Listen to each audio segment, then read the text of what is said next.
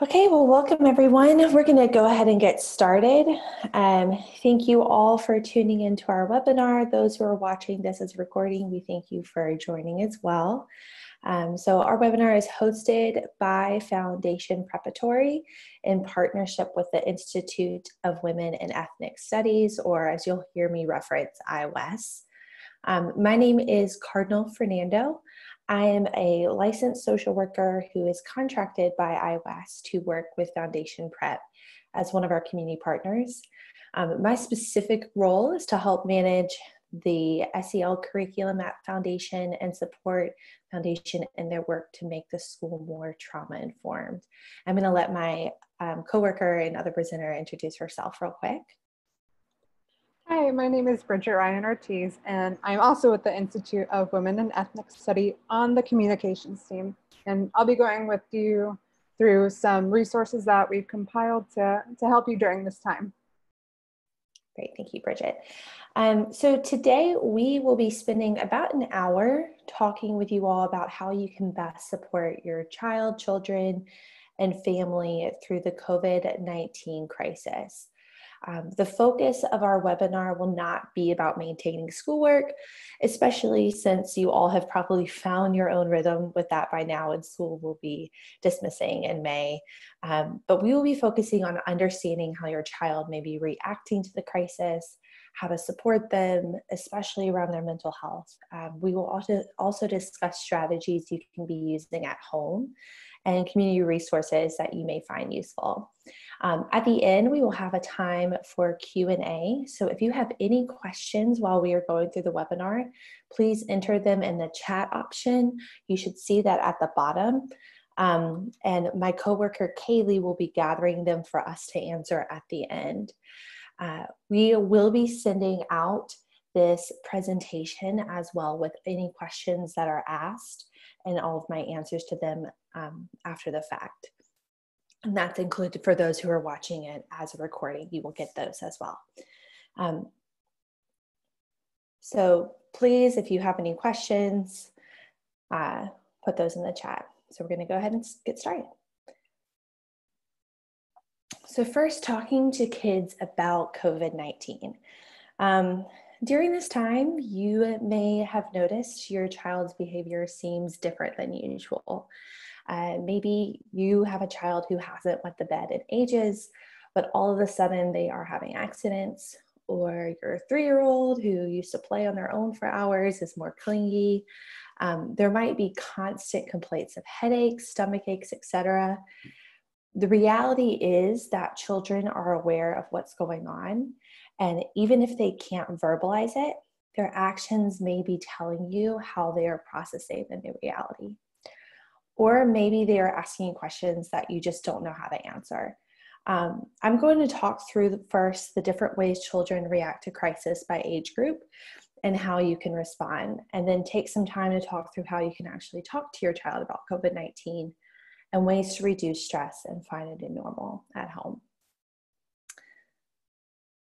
So our first age group I'm going to talk about is our preschool age, and these are our toddlers, and anywhere up to age 5.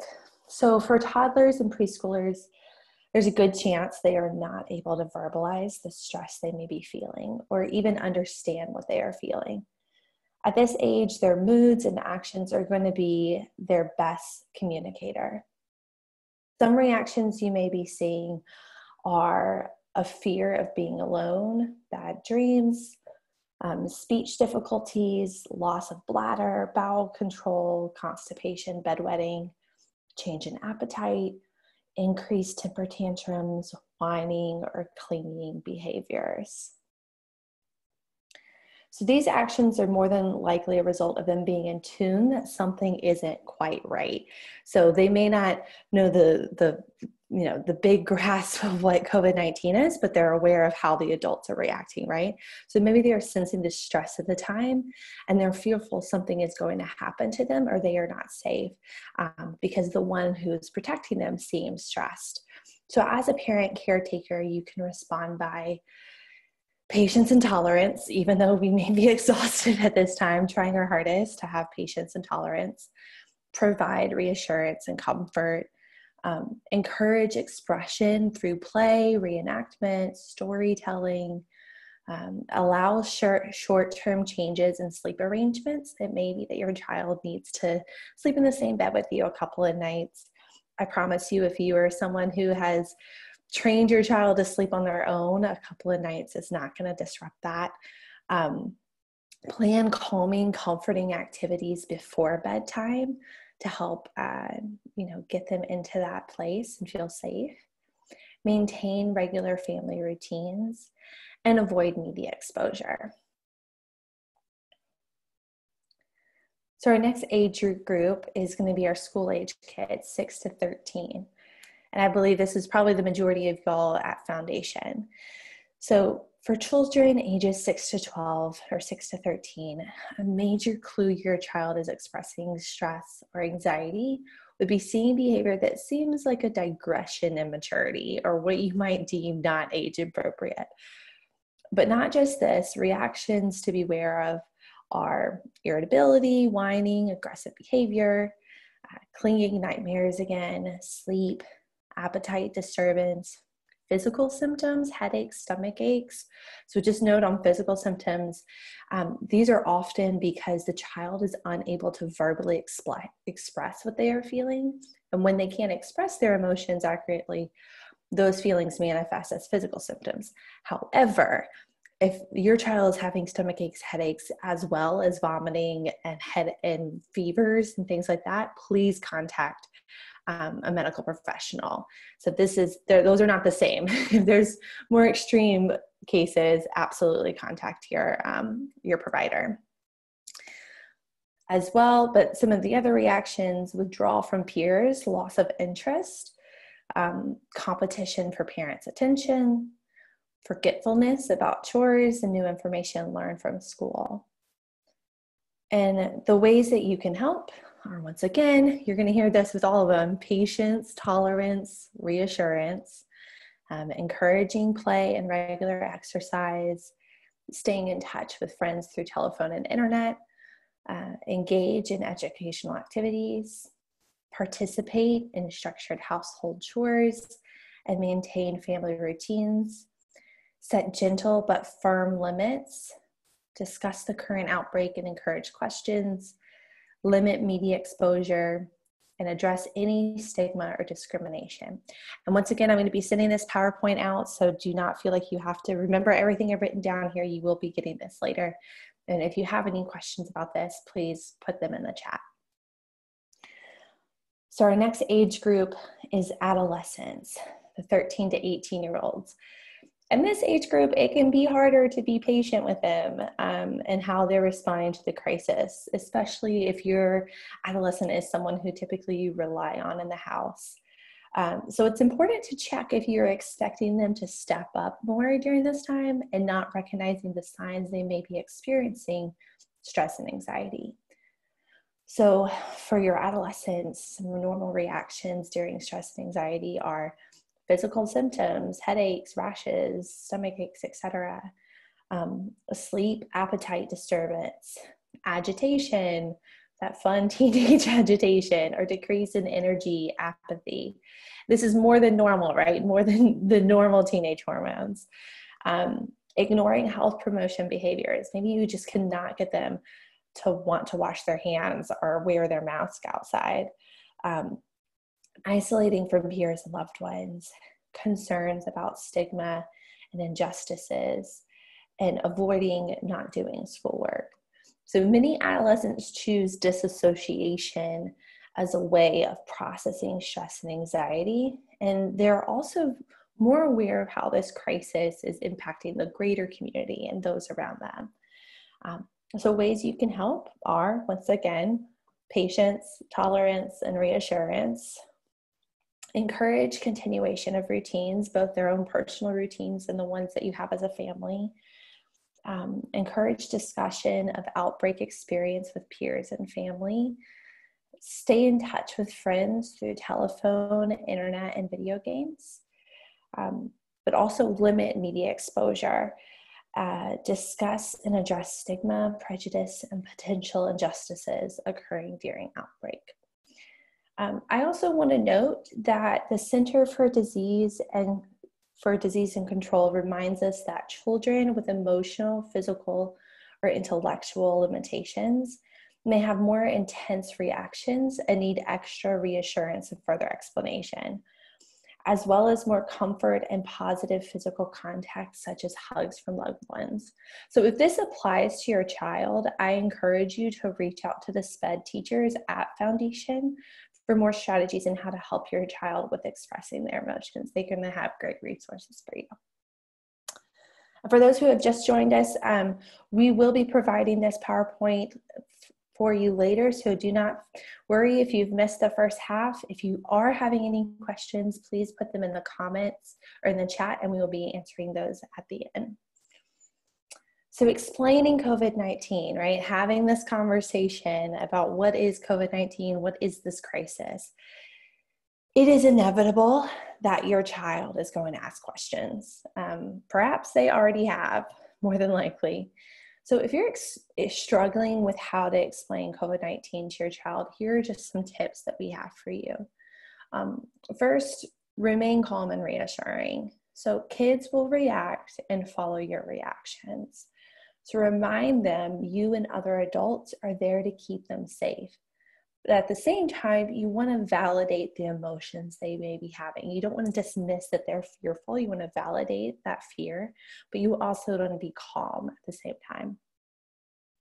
Keep explanations age appropriate. Young kids need brief and simple information. They don't need the whole detail, right? But give simple examples of good hygiene people are practicing every day to stop germs and stay healthy, right? It is age appropriate to talk about germs with your 7-year-old and how to keep those germs at bay. Be honest and accurate. It is important to not overly simplify the crisis, especially for your older children, but also not exaggerate or dramatize. So check sources like the CDC or the World Health Organization to stay up to date with the most accurate information regarding the virus and its impact. And we're going to be sharing those links later. It's important for children to know how the disease can spread, but for them to be also reassured that most children recover. So do not ignore their concern, but instead respond with truth. And at the same time, we want to avoid excessive blaming. So when tensions are high, sometimes it's easier to point fingers and blame at whose fault this crisis is, right?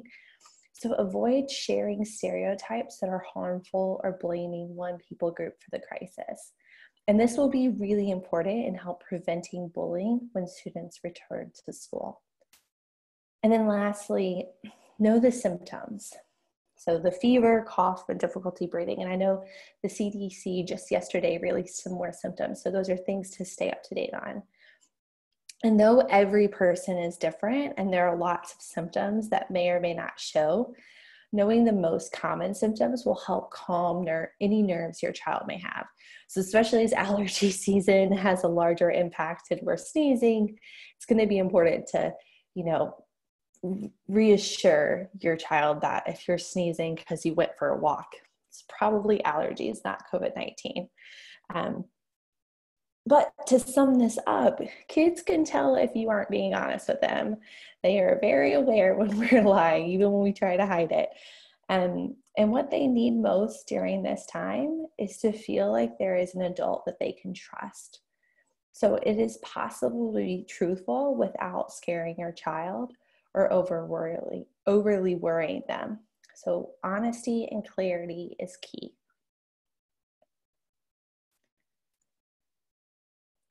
Now, unfortunately, we know that not everyone will be fortunate enough to get through this crisis without losing a loved one. So even if a child doesn't lose someone close to them during this time, they are more than likely aware that people are dying from this disease and this virus. These conversations can be hard, but are equally important. And you can use a lot of the same strategies from talking about the crisis with talking about death and grief. So it's important to validate their feelings and allow them to grieve while being honest with them. Letting them see your own feelings will help them know it's okay to grieve.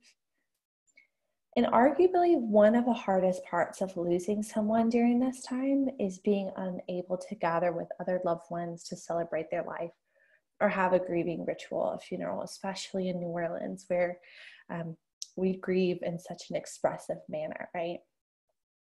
So, however, you can still help you and your family with the grieving process by being creative in how you can have your own ritual or celebration of life at home. And we have a few ideas on this slide, embracing new rituals. And like I said, we will be sending this later.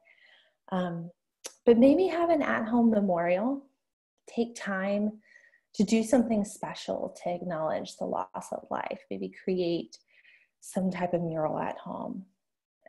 Take advantage of technology to connect with others who are grieving with you. You can create a virtual memorial book that family and friends can collaborate on. Use music or art to express love for those you have lost. And very important, include your child or children in thinking of new rituals. So ask them how they want to celebrate the life that was lost. This will help them feel included, heard, and allowed to grieve when you include them in that process.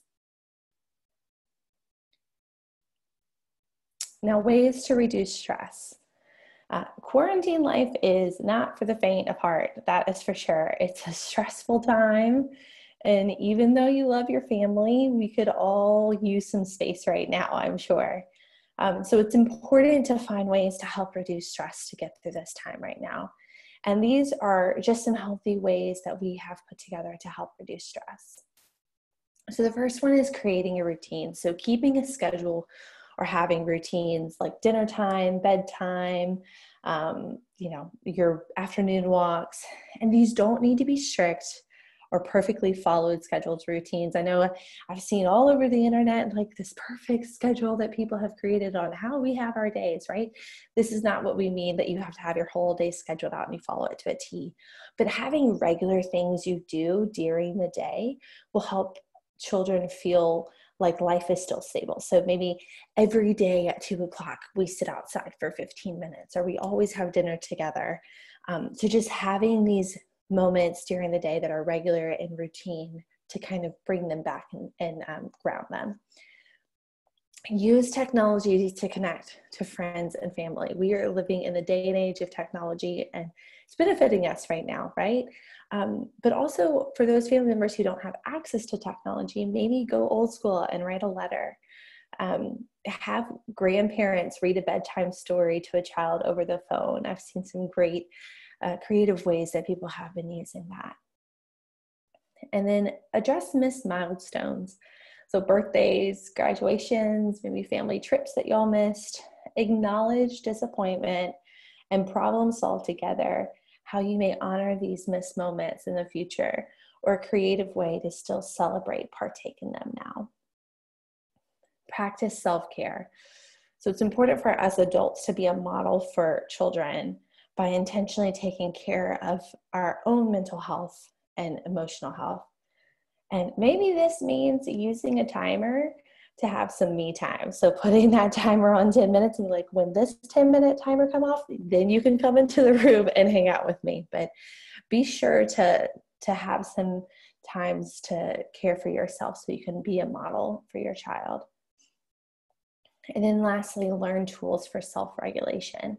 And self-regulation is how we are able to kind of get our emotions in check, calm ourselves down when we're overly anxious or stressed or upset.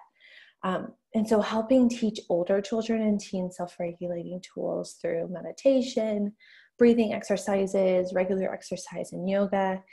And these can be done together as a family. And there are tons of videos on YouTube that you can use. Like if you just do a Google search of meditation breathing exercises on YouTube, you will find some great ones. But being in tune with your needs and helping your child identify their needs is a prime part of learning how to self-regulate and practice self-care. You're not going to know how to take care of yourself if you don't know what you need, right? So a simple acronym phrase that I saw on PBS that I love to help us tune into ourselves is turn down the fire hose. So that's HOSE, turn down the fire hose. H, am I hungry? O, am I overstimulated? S, do I need sleep? And E, do I need exercise? So hungry, overstimulated, sleep, do I need exercise? Turn down the fire hose. And that's a great way to kind of check in with yourself. So one of the strategies I want to talk about in detail that you can be using at home to help your kids handle the crisis is through our SEL, our social emotional learning activities. In 2017, IWES partnered with Foundation Prep to implement a new SEL curriculum called We Can Play. The idea was to use guided play to help students not only learn social emotional skills, but to create a positive trauma-informed classroom and help build healthy attachment with teacher and peers. So our games are divided into 4 categories to focus on specific skills. We have structure games to help with boundaries, waiting, learning how to wait, following directions, and building a sense of safety in the classroom. Our engagement games are to help teach peer relational skills, foster positive experiences and attention on an individual child, and promote a calm self-regulation skill. Challenge games are to help growth, build confidence, and foster team building. And our nurturing games are to address needs, both physical and emotional, of the individual child, teach kindness and care towards others, and provide comfort and safe touches. So why continue social emotional learning at home? SEL has been a regular part of your child's day at Foundation, whether playing games in the classroom or at rallies and grade gatherings. So bringing these activities into the home will help remind your child of happy experiences. The familiarity of the games may help bring some normalcy back into the child's day-to-day, especially if you incorporate it into their school hours that you have at home. These specific games are meant to create positive interactions between child and caregiver, and child and peers, or their siblings in this case. So have fun with them. Allow your child to see you be silly. Your guidance in some of the games also helps communicate to the child that there is an adult who is there to protect them and guide them. They need to know that, especially in the middle of a crisis. And play is an opportunity for your child to express themselves. So we were talking about how they may internalize a lot of their emotions. This is a great way for them to get those emotions and feelings out. Release energy and pent up emotions. Give them an opportunity to be silly, loud, expressive, imaginative, and maybe even just quiet. Play is also a great way to get in tune with how your child is doing. So during play, you can kind of notice their energy and their engagement, etc. And when playing these games, be sure to notice how your child is responding to directions, to touch, or how they may want to continue to do one activity more than another. Maybe they have this high need to express, release energy, but maybe they're really desiring touch, as you can see through the games. And so in the next few slides, I'm going to share some simple games that you can play at home without needing materials. And once again, these will be shared later. We have your email, so we will be emailing these out later. So do not feel like you need to memorize these games. I'm just going to kind of explain their purpose. So these first 3 games are ones that we've chosen that may help with structure or gaining some control in your home. So though I have designated, you'll see for Find the Color and Popcorn, I've designated those 2 games for younger children. They can absolutely be played with all ages. And I've seen them played with all ages, and 5th graders love them, I promise. All 3 games are great ways to exert energy while also trying to, using directions to kind of control the situation too. But be creative with the games. Maybe instead of Find the Color, you do Find the object that starts with the letter blank to make it harder. So there's ways to kind of increase the level of these games. These next 5 games I'm going to be talking about are meant to help facilitate connection between you and your child. So these 3 games on this slide help facilitate imagination, which is an important tool during this time to help with critical thinking and handling new situations and change. So you have imaginary toss, imaginary walk, and what's new. And these games, all 3 are great for all ages. And in these last 2 games, climbing up the mountain for younger children is a great way to practice safe touches and for the parent caretaker to connect with the child in a loving way. And then the Noodle Game, which is one of my absolute favorites, this game helps tune in with their bodies and it helps them relax tension and connect with feelings. So feel free to be creative with the games and make changes that fit for you. And also maybe ask your child if there is another game they want to play from school. I'm sure that they have some that they've been thinking about. And really many simple playground games are great ways to connect to your child. Now I'm going to pass this off to Bridget and have her go over the next few slides. Thanks, Cardinal. I'm going to be sharing with you some helpful community resources, especially during this time. And don't be afraid to take advantage of these resources or reach out to local communities or local mutual networks. That's what they're there for. And you don't have to struggle more than you already do. So let's go through some very helpful local and national places where you can get some resources. So some of those first resources, if you're showing symptoms and you want to get tested, these are the up-to-date spaces where you can get tested.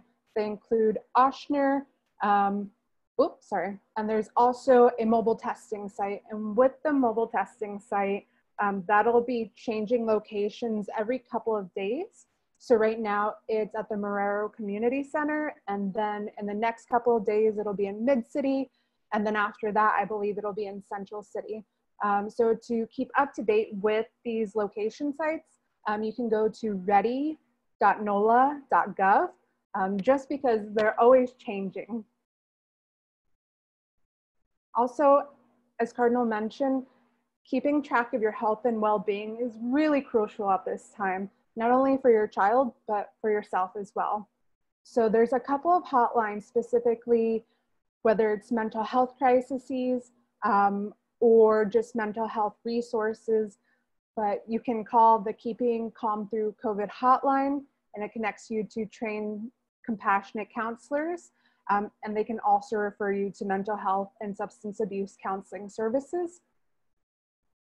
And of course, we also have on here the COVID-19 Mental Resource Hub by Psych Hub, and they also provide really great free resources to use to address mental health needs.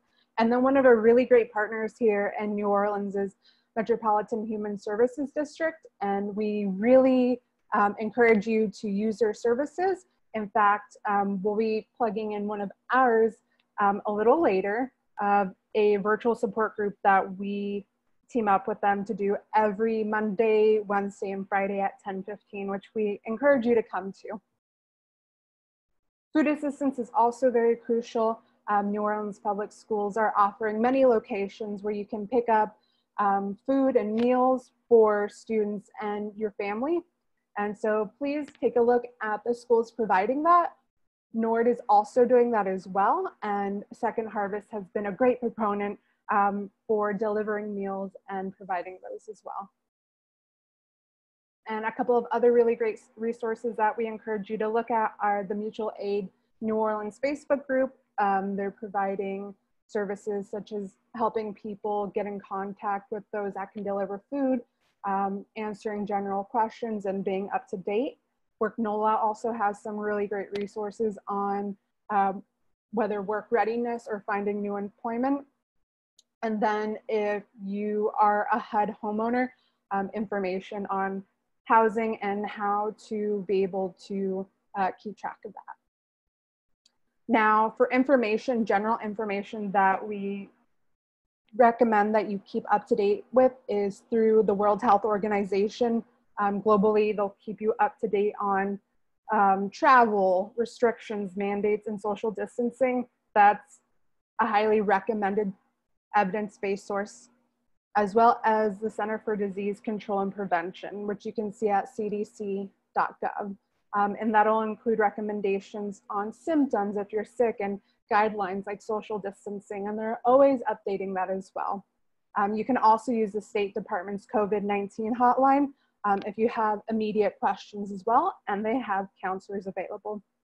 As I mentioned before, ready.nola.gov is a really great resource for New Orleans-based resources. I often go there to see what's happening in new, particularly with the testing sites, because they can change quite often.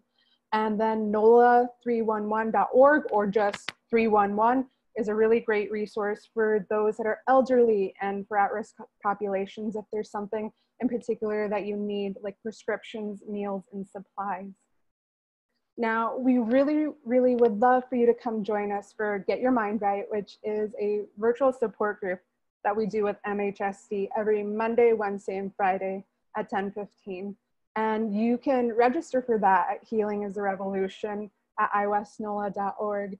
And we get together, and we, just being anybody who's interested, to talk about how we're doing during this time, to come be our authentic selves in a space that is supportive and healing, and really be able to check in with ourselves and learn ways of which we can do self-care. So it's been a really great support group from the reception that we've gotten, and we would love for you to join us. So you can learn more about that on the IWES site, or register at Healing is the Revolution at iwesnola.org. And for a very extensive and exhaustive list of local and online resources, we suggest you check out our website. We have a COVID resource page that is updated daily with really amazing resources that are just very helpful and also very diverse. So maybe you might not be able to use a particular resource, but you know a musician that can, or other resources. So we recommend you check it out and share it. Thank you, Bridget. And like I said at the beginning, if you have any questions that you want to ask me directly, this is my email address, cseawell@iwesnola.org, and visit our website, iwesnola.org, for information as well, and I will be happy to respond. Before we get to our Q&A, I'm just going to have Bridget jump down to our last slide, our references slide, real quick. If you are interested in kind of doing some more research and looking into the things that we talked about, diving in deeper, these are some of the references that I used to build out this presentation, and there's some great resources. And so if you Google any of these, they have tons of additional stuff out there. We know that there are just resources upon resources, and so this was our way of hopefully sharing them in kind of a smaller manner so you don't get overwhelmed. But if you are somebody who loves to just dive deep into this stuff, please visit any of these sites and associations. Okay, so at this time, we're going to take a few minutes to answer about 2 or 3 questions that some of y'all may have had during our presentation.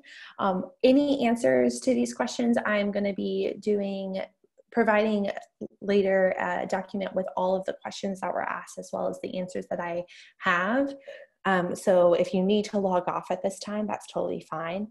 And any questions that I don't get to right now, we will answer them later. So I'm going to ask Kaylee, my coworker, to read out any questions that may have been asked. So I have one for you, Cardinal. Okay. And it's, my teen gets really frustrated when I ask them to put their phone away or get off social media. Should I let them stay on longer than normal? Yeah, that's a great question. So we talked about how for adolescents, how technology is a great way for them to stay connected to their friends through video games, through Instagram, through Snapchat. I'm sure that I think TikTok is the one nowadays, right? But obviously, as a parent, you may be concerned about overly exposure, right? We talked about limiting that media exposure. So there's a balance, right, in finding between how much they should be on their phones and how much or when they should be off. Something I suggest is having designated no phone times. So maybe it is when you eat breakfast or have a meal together. Maybe it's when you do an activity as a family. But the key part in all of this is that you're going to need to model that.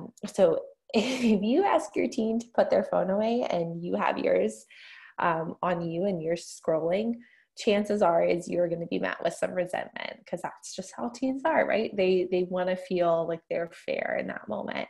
And so I would encourage that if you are worried about how much your teen is on their phone and you want to have them be off it at moments, to just have a time where as a whole family, you're putting your phones aside and getting off of the media. You have either the news shut off or you're watching a movie together, but just having this specific time. But yeah, great. If there are any other questions that you may have after the fact that you can't think of right now, once again, this is my email address. I would love for you to email me those questions. We will be providing this webinar, and the PowerPoint, we'll be emailing the PowerPoint to you all, and we'll be providing this webinar on Dojo. So if you know some other parents who were not able to join us today, but would like to watch this after the fact, please encourage them to watch this webinar. And Kaylee, is that all from the questions right now? Yep, no other questions. Okay, great. Thank you. Well, once again, we want to thank you all for joining us today. It was a great opportunity to share these resources. We hope that you're making it through this crisis, and just know that Foundation and IWES are here to support you. So have a wonderful rest of your afternoon.